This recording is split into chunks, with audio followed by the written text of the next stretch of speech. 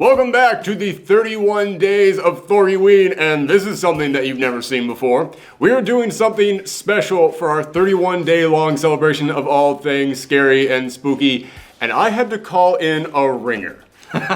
This is a show that we're going to do 4 episodes of for Halloween, one every single week, because I know someone who has a wider knowledge of horror films than anyone I have ever met. So we're going to do a 4-part series of just the films that he has selected, which I'm calling Tales from the Vic.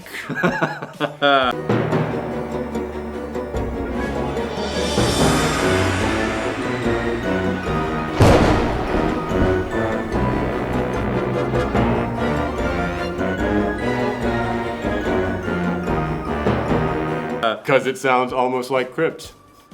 Do kids still know what Tales from the Crypt is? You know what? I really hope they do, because they're missing out. It's this weird thing where I'm getting to a point in my life in which I'm starting to realize I don't know what children know is a thing or not. Yeah. Which, I mean, that's just part of getting older. It's going to happen to anybody. True. But, like, there's so many things that, like, weren't a part of my life when I was a kid, but I knew about them as I grew up because, like, you get awareness of all the stuff that comes before you. Right. But, like, I'm realizing all the stuff that I got awareness of that came before me was through things like Looney Tunes and stuff. It's like, I don't think kids have Looney Tunes anymore. No, and if they do, they're like the new highly designed ones, and they're only referencing stuff from today. Yeah. Like, I'm pretty sure I heard some other, like the other day on the bus, some kids talking about, like, what was a CD player, and then my mind literally just wanted to explode. Oh, God. I carried one in my pocket to school, like, every day, so I'm like, oh, my God. Oh my God.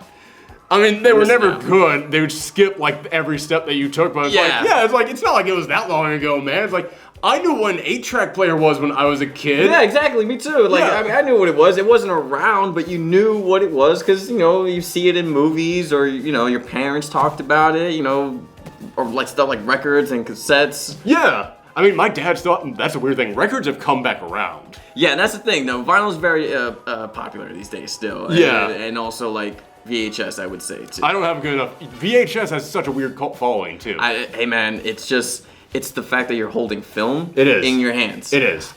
Some people are like, they're pretty much like, I threw away all my old VHS tapes. I'm like... Also for horror, VHS is the preferred format because it makes you feel like you're watching a thing you should not have seen. Yes, it's very grainy. You could tell the footage has been rewound countless times. Yeah. The box art's all destroyed, and it's like, you could tell it's just been through hell. Nobody just makes a DVD. Like, you gotta go through production on that thing, you gotta go step by step with that. VHS, you hit record, you take it out, and it's done. You got your movie. I remember one day I was walking along the street, and I saw just a stack of VHS tapes on the ground, and I thought, I know those are probably just, like, from a stoop sale. Like, somebody was just like, I'm not watching these things anymore here, I'm just gonna dump them out, whoever wants them. Yeah. But in your mind, you're just like, this is like if I look at this is a thing I should not see. This is gold. I just found, the Holy Grail, the Ark of the Covenant. Or you're going to, like, see a snuff film or something. That's that's where my mind always went. Like, I'm going to be, like, haunted or, like, just go down that like, little tunnel at, like, Nick Cage and 8mm, and it's just like, you're tied up, about to meet, like, some kind of bondage man. It's pretty scary. Yeah, exactly. That's where our heads are at all times. But yes, he picked out 4 films that he wanted to talk about. That was a long-ass intro to get to the point of this. That's kind of what this series is going to be. He picked out 4 films that he wanted to spotlight. Some good, some bad. You really want to start with one of the bad ones. Yeah, let's get it out of the way. But let's go ahead and get that out of the way. Let's do that. The rest of these are going to be really good films. Good, and I promise. Like hidden gems that no one talks about. Yes. But this is a film. You sent me a list of like 8 movies, and I went, okay, I'm gonna pick 4 of these to watch. Good. And I started watching this one. Okay. And when I saw what it was, I was like, what? Because the other 3 that I had watched so far were great films. Good. So I was like, okay, I never saw this one because everybody said it was awful. But maybe there's something secret in here. Maybe there's like a hidden thing in here. And I was watching this going like, oh my God, I have no idea why he picked this. And when you got here and I was like, yeah, well, I watched that one. And they're like, okay, good, because it's fucking awful and we got to talk about that. I was like, yes. Oh, thank God. Ulterior motive, man. Yes. People gotta know how bad it is. Yes, although at the same time, I wouldn't even say it's a bad film. I'd say it's a fascinating film. Exactly. Because more of like a flawed, if anything. Yes, it's a film where you gotta look at and just go, what were they thinking when they made this? Yes. We were talking about Leatherface, Texas Chainsaw Massacre 3. Now, I would go ahead and start off by saying Texas Chainsaw Massacre, probably out of all the horror franchises out there, it has the hardest time figuring out what it wants to be. Oh my god, yes. Because, like, Friday the 13th, it knew what it wanted to be, and over time it changed into something. Halloween, it knew what it wanted to be, but then it changed dramatically into something different, else. Like, separate timelines. Going in different directions. But every time they split into a new timeline, they're at least trying to go, let's go back to the original. Let's go back to the exactly. thing. Nightmare on Elm Street, they always knew what they wanted to be. Hellraiser got weird every now and again, but it still knew what it wanted to be. Yeah. Texas Chainsaw Massacre, the first one is like a legit great slasher film.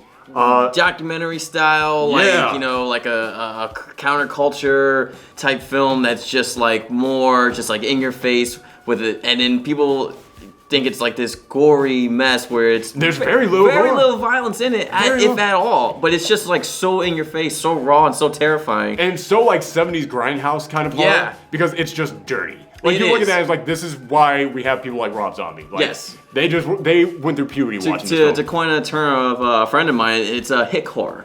Oh, hick horror. And there's not a lot of it, but, you know, there was a good portion of it in the 70s. You had Texas Chainsaw, Deliverance, Hills Have Eyes, Last House on the Left.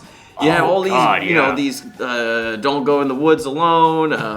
You had all these great 70s horror movies that took place in, like, the countries where, you know, people, like, live in the hills and, you know, they just, like, they're cannibals and they live off the land. There was this fear of... The 70s was around that time when so many people were like, well, we don't want to live in cities anymore. Yeah. And, like, people just left the cities and went to the suburbs. It was like, hey, we have our nice little picket fence area in here.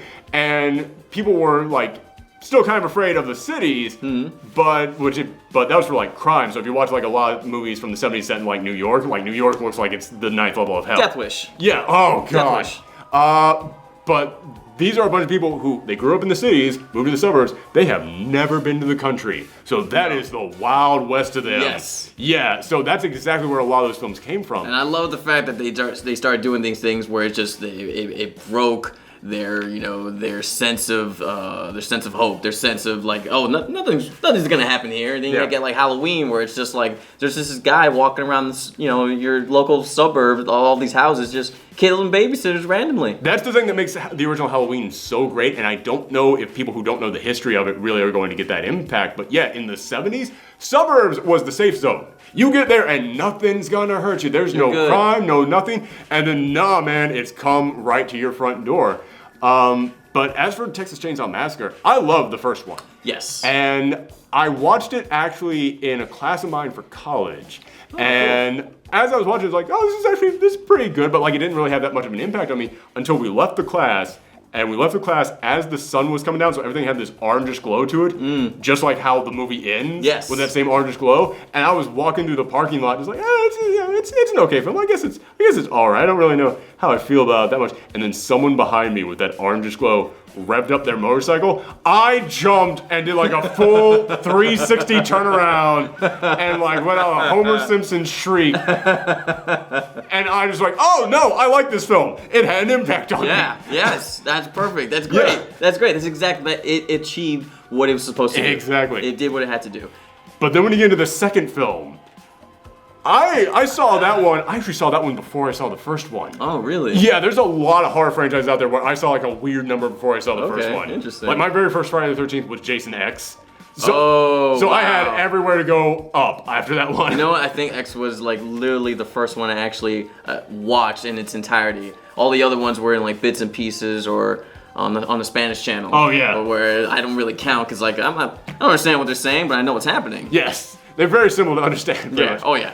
Yeah. We just watched the second one. It was the first time that I saw the second one because I'm like puzzle piecing like the franchise together. I love the second one, but there's like you could watch that on mute. Like it doesn't mean anything. Oh no. But I do really like the second one. The second one is great. It ups the act. They actually asked for. They gave him violence. You know, Toby Hooper gave what the audience wanted. The producers. It was a canon film, which was amazing at the time because they were just making schlock throughout the 70s and 80s, just total blatant ripoffs of big movies. Canon was the name to go for like their, oh god, what's that franchise these days that does like the Transmorphers and that kind of stuff? Oh, The Asylum. Yeah, they were like Asylum in the 70s. Oh yeah, except they actually have some kind of budget. They did like their own independent stuff at least. Yeah, exactly. Mostly and independent. it's like, they had like 2 piles of movies. They had the 2 Chucks, Chuck Norris and Charlie Bronson. Yes. Those are the only movies they made. But they gave Tobe Hooper like a deal to make like 3 movies, which the stipulation being he makes a sequel to Texas Chainsaw 2. So he does it. And it's not what people expect because it's actually quite funny. It is. There's like some really dark humor in the movie that up to that point no one really expected in a horror movie. Dark humor wasn't even really that much of a thing back then. No, not at all. And it's just like there's so many weird things about that movie, but it's so like I love it. It's watchable. The final Dennis Hopper really just sells his character as being like a unhinged Texas Ranger that's gonna have this epic chainsaw fight at the end, and it's really cool because he plays like he's doing a revenge thing. He's the uncle of like the 2 main characters of the first one. So I thought that was really cool. And then 3 happens. How do you remember the time span in between the second one and the third one? Because the third one was 1990. Alright, so first one was like 77? I want to say so. Yeah, it was like in the mid-70s. 2 didn't come out till like 86, 87. Okay. So it was like maybe a 10-year gap. It still feels so like the 70s to me though. Yeah, that one. it feels, it really does. It has that aesthetic to it. Yeah. For whatever reason, I guess the movie didn't do as well as it did. It probably didn't make its budget back because people were expecting like a full-on horror.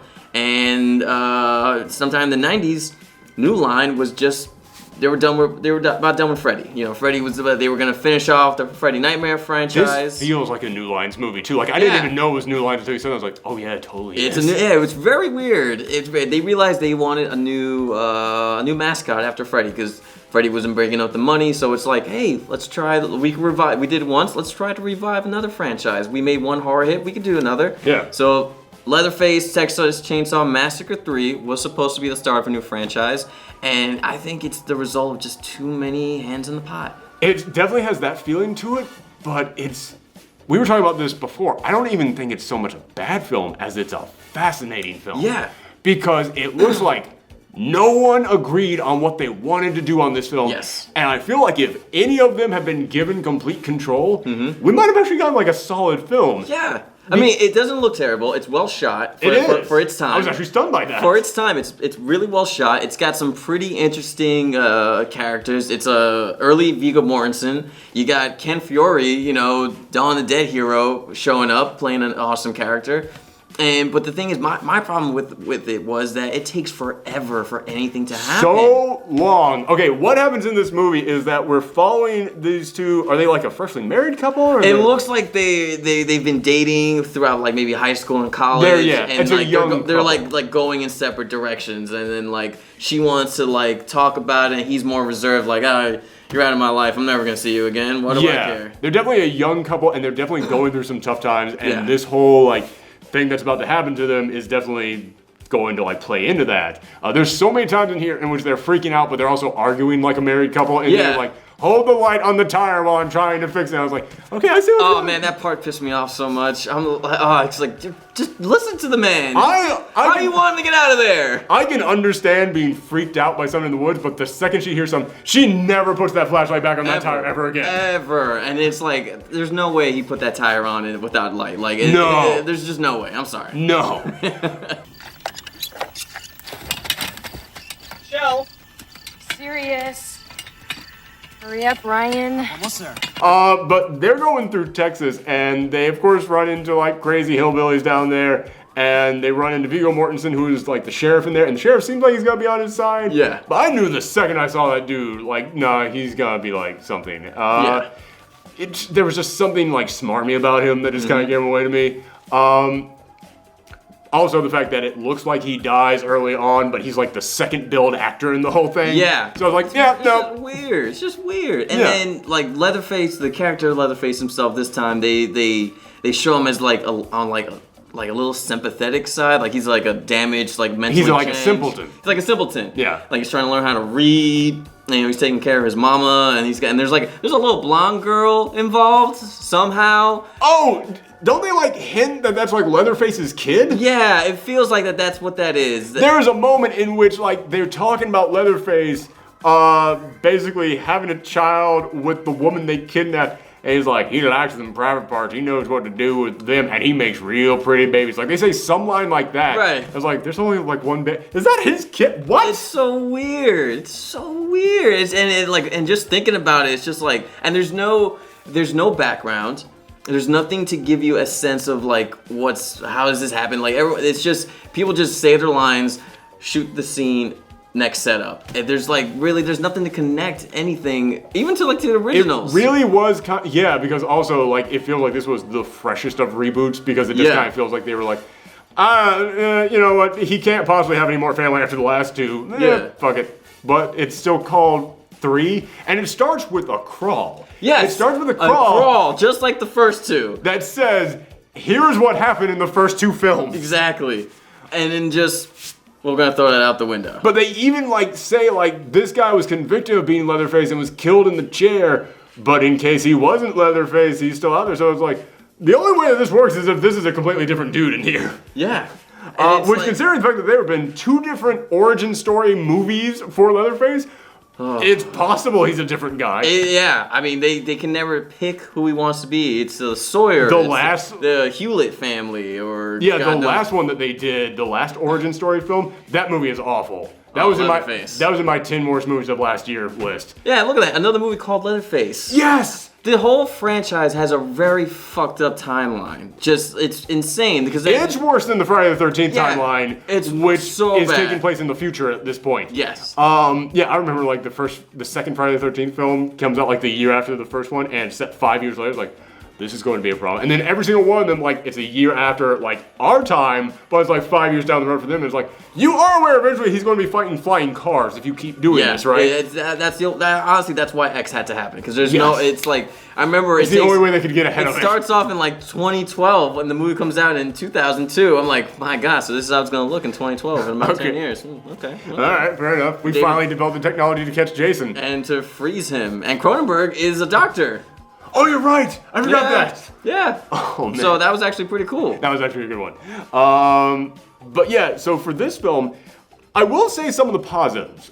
In terms of not execution, but what I think they were going for. Mm-hmm. One of the things I like about this is that I always kind of have a problem. I mean, the name Texas Chainsaw Massacre, it's a good name. Yes. But they go to a random house. It's it feels like they just had to come up with something. Yeah. Here they are traveling across Texas, and these guys are chasing them across Texas. It feels like someone there was let's actually make Texas a character. Let's make the entire map of Texas a trap. That's not a bad idea for the name of this movie. You don't get that sense though because they're in the house after the half-hour mark. Yeah, and it takes. There's just not enough people getting whacked off for me, honestly. Just getting killed. Phrasing? Yeah, phrasing, sorry. There's not enough people, getting done by the chainsaw. There really isn't. There's really only one person that dies in this entire film. Yeah, it really is. And in terms of people with a name. Because there's a random girl that shows up at one point who escaped from the house and then she's immediately killed. Yeah, she's just I'm dead. Whatever. I'm dead. And if you get the sense that she was already crazy. And that she had been there, she had been tied up, and she had answers, but before she could even talk, we're just going to kill her off screen. We're going to get rid of her. Yeah. Why'd you do that? There's some pretty cool sequences, with him out there in, the swampy area. Yeah, there's good settings. Yeah, they're really, and the lighting and the look. There's a lot of things that look good, and you could tell that they were trying to make a really good movie that just, got butchered by the MPAA with for any of the violence or any of the the gore, and maybe even the studio's thinking, maybe we don't want to do this. I get a sense there was some studio interaction here. We're gonna back up a bit. We don't want to do this. Also, they made a really awesome teaser trailer. I don't know if you watched it. Oh no, I haven't. They did. It's just really badass teaser. It's just Leatherface standing in front of a lake.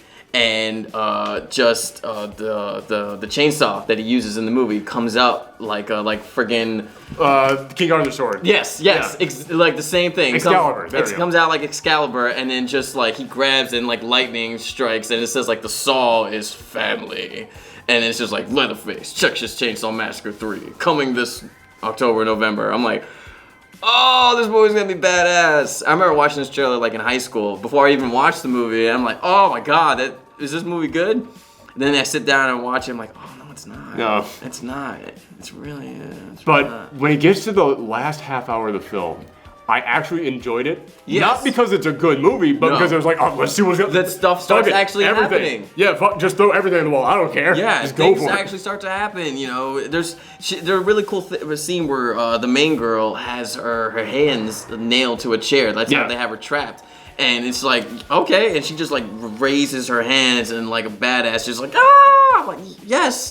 Show some life, give me something, because I feel like she was just sitting in that chair for like 20 minutes, just like, you guys are sick. You guys are, come on, dude. Yeah. But the thing that we haven't really talked about, and the thing that for me kind of almost saves this film, is the third character, who again, you talk about just awful pacing in this film. This is a major ass character in this movie. Yes. He doesn't show up till the 22-minute mark. I timed this because that was like, well, he's instantly going to die. Instantly, like.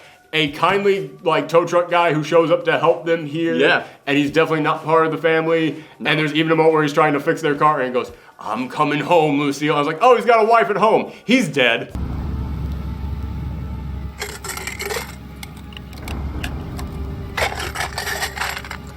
Almost home, Lucille. He is 100% dead. Kindly old guy shows up 20 minutes into the movie as they're being hunted by these guys. They have someone at home. He is not making it through this film. No. He sticks around throughout the entire film, and they just stop the movie for him to give everyone his backstory, where he's a survivalist who goes out into the woods, figuring out how to deal with guys like this. Yeah. I was like, he's a badass on paper. He is. He's a great character. There's that great scene where like they're trying to run him down, and he pulls out this M16 and starts. It's not even loaded. He's actually loading the cartridge, and it's cutting between the car and him, and it's like the car would have hit him by then. Yeah, that's not believable. But like the man carries guns with him, and I'm like, all right, they're gonna give him a challenge, and he's not seen for a good portion. I thought he died because it looks like the car hits him, and I had to rewind to that moment and just be like, no, he like lays down just in time. Like, okay, he's a smart dude. All right. But the biggest problem for me is that Ken Fury, our hero, the character we're talking about. He gets into this fight with Leatherface in the water and in the swamp, and this is right near, almost near like essentially what the final act. This is like the last like 10 minutes. Yeah, it's the final act, and he, by all accounts, if you're watching this movie, I'm telling you right now, if you're watching it, he should be dead. He should be dead. The way that he lands on the chainsaw is like essentially chest first. He should be dead. He gets a chainsaw in the head at one point in this, which we haven't even talked about the chainsaw. Let's take a quick break and talk about that. Because it almost feels like this is a Leatherface video game in here. Yeah. Because they literally go, here's your new chainsaw, and it is like the golden, like if Leatherface was an Overwatch character, this would be like one of the golden drops that you get out of a loot box. It's like this insanely long, like, chainsaw. And it's not his size. And it's got like crazy designs on it. And it's gold too. Yeah, gold. And it just like he holds it and he's like, oh. Like, really? And that's the thing, Leatherface, you don't give him like something bright and shiny. You don't give Leatherface anything cool. No. Because Leatherface has no personality other than and it's like you give Freddy some cool stuff because he can put out their one-liners and stuff. Exactly. Leatherface, I love Leatherface, but like, dude, I love him because he's like he's very simple. I don't want to say that word again because I think I realized that's probably a bad word, isn't it? Yeah, I apologize for saying that word earlier. Problematic, maybe. Yeah, problematic. That's the best word for it. Derailed this. But yeah, it gets to the point in which, what's the character's name? Benny? I want to say it is. I think so. I think it was Benny. It was something like that. I think it was Benny. But he shows up there to save the day. He saves the girl, and he gets into a fight with Viggo Mortensen. And when he gets into a fight with him, like blaring electric rock is playing the entire time. Yes. It's like, it's not even like rock music. It's like Guilty Gear rock. Like it's what like a Japanese game developer thinks American rock music is like. Yes. Like it is like the most exaggerated electric rock I've ever heard. Yeah. What the fuck is wrong with you? Why don't you leave us alone? You heard it. You ever heard of pizza?